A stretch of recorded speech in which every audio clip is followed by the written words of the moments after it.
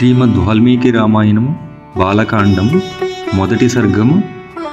నారదుడు వాల్మీకి మహర్షికి రామాయణమును సంక్షిప్తముగా వివరించుటలో రెండవ భాగం.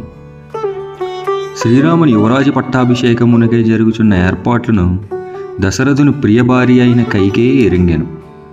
పూర్వము దశరథుడు ఆమెకు 2 వరములను ఇచ్చి ఉండెను. రాముని వనములకు పంపుమనియు భరతుని యువరాజ పట్టాభిషిక్తునిగా చేయమనియు ఆ 2 వరములను ఇప్పుడు ఆమె తన భర్తను కోరెను. సత్యసంధుడైన ఆ దశరథ మహారాజు ధర్మనముకు కట్టుబడి ప్రియతమసుతుడైన శ్రీరాముని వనములకు పంపవలసి వచ్చెను. వీరుడైన శ్రీరాముడు కైకేయికి ప్రియమును గూర్చుటకే తాను చేసిన ప్రతిజ్ఞను అనుసరించి పితృవాక్య పరిపాలనకై వనవాసముకు బయలుదేరను. సుమిత్రాసుతుడైన లక్ష్మణుడు శ్రీరామునికి ప్రియ సోదరుడు, మిక్కిలి వినయ సంపన్నుడు, రాముని యందు భక్తి తత్పరుడు. అన్న అడవులకు బయలుదేరుచుండగా స్నేహాతిరేకముతో లక్ష్మణుడును ఆయనను అనుగమించెను. జనకుని వంశమున పుట్టిన సీతాదేవి శ్రీరామునకు ధర్మపత్ని. ఆమెపై ఆయనకు గల ప్రేమ అపారము, ప్రాణ సమానురాలు. దేవమాయ వలె అపూర్వమైన సౌందర్యము గలది. సర్వ శుభలక్షణ శోభిత. దశరథుని కోడలు, స్త్రీలలో ఉత్తమురాలు. ఆమెయు చంద్రుని రోహిణి వలె శ్రీరాముని అనుగమించెను. దశరథుడును ద్వారము వరకు వారిని అనుసరించెను. పౌరులను చాలా దూరము ఆయనను అనుగమించిరి. ధర్మాత్ముడైన శ్రీరాముడు గంగా తీరమున గల శృంగి బేరపురమున తనకు భక్తుడు నిషాదులకు రాజు అయిన గుహుని కలిసికొనను. పిమ్మట రథసారథిని వెనుకకు పంపివేసెను. శ్రీరాముడు సీతాలక్ష్మణులతోడను గుహుని తోడను గూడి వనములలో సాగిపోవచ్చు గుహుని సాయముతో జల సమృద్ధి గల గంగానదిని దాటెను. పిమ్మట భరద్వాజ మహర్షి ఆదేశమును అనుసరించి సీతారామలక్ష్మణులు మందాకిని నదీ తీరము గల చిత్రకూటమును చేరిరి.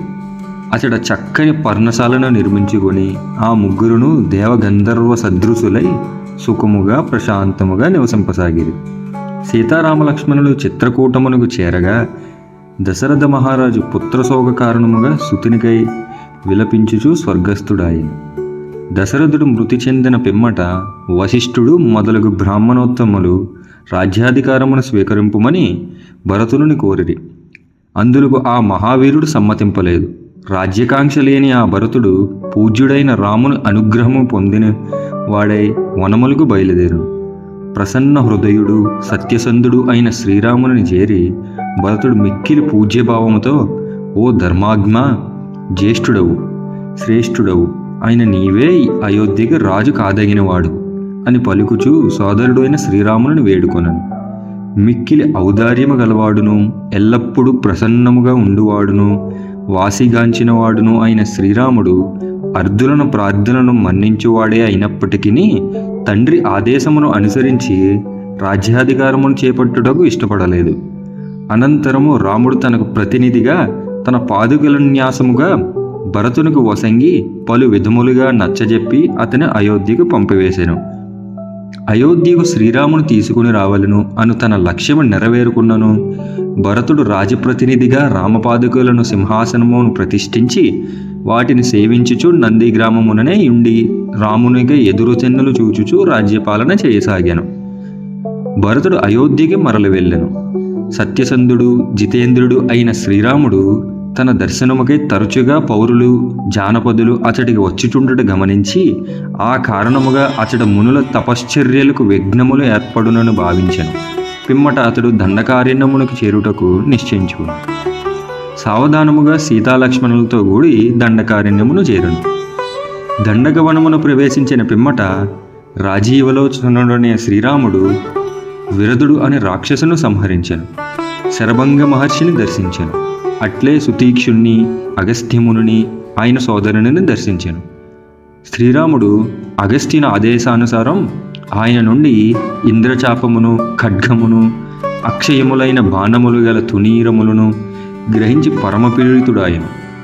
వనవాసులతో గూడి సీతాలక్ష్మణులతో శ్రీరాముడు దండకారణ్యమును నివసించుచుండగా పరిసరములలోనున్న ఋషీశ్వరులందరూ తమను బాధించుచున్న రాక్షసులను వధింపుమని కోరుటకై శ్రీరాముని కడకు విచ్చేసిరి. శ్రీరాముడు దండకారణ్యమున నివసించుచున్న ఆ మునుల యొక్క ప్రార్థనను ఆలకించెను. అగ్నితుల్యులైన ఆ ఋషీశ్వరుల ఎదుట ఆ వనములోని రాక్షసులను అందరినీ యుద్ధమును మట్టుపెట్టెదను అని అతడు ప్రతినబూనెను. ఆ దండకారణ్యమున రావణుని సేనాని వేషస్థానమున శూర్పణఖ అను రక్కసి నివసించుచుండెను. శ్రీరాముడు లక్ష్మణునిచే కామరూపిణి అయిన ఆ రాక్షసి యొక్క ముక్కు చెవులను కోయించి ఆమెను వికృత రూపను గావించెను. అనంతరము శూర్పణఖచే రెచ్చగొట్టబడిన కరుడు, దూషణుడు, త్రిశురుడు అనే రాక్షస ప్రముఖులు అసంఖ్యాక రాక్షసులతో కూడి యుద్ధ సన్నద్ధులై వచ్చిరి. అంతట శ్రీరాముడు ఒక్కడే జనస్థాన నివాసులైన 14,000 మంది రాక్షస యోధులను, కరదూషణ త్రిశురులను రణభూమికి బలిగావించెను.